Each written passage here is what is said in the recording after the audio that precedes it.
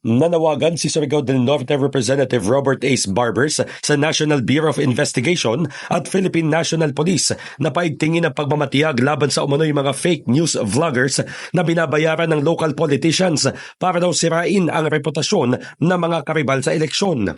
Ayon kay Barbers, naglipa na ang fake news vloggers sa local political scene kung saan nagtatrabaho umano sila para sa mga gobernador, congressmen at mga alkalde upang pabagsakin ang mga kalaban sa social media.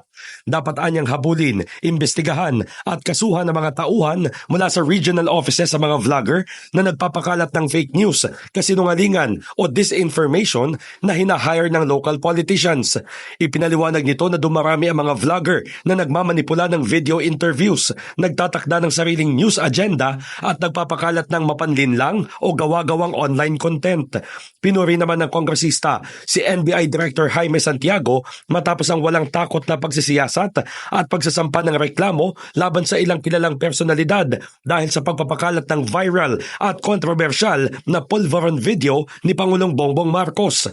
Bukod sa kaso, laban kina dating presidential spokesperson Harry Roque at Maharlika kaugnay sa pulveron video, naghain na ng reklamo ang NBI laban sa 4 na Pilipinong vloggers mula sa Saudi Arabia, Canada, United Kingdom at New Zealand na nagpakalat umano ng maling impormasyon sa issue ng remittances ng OFWs.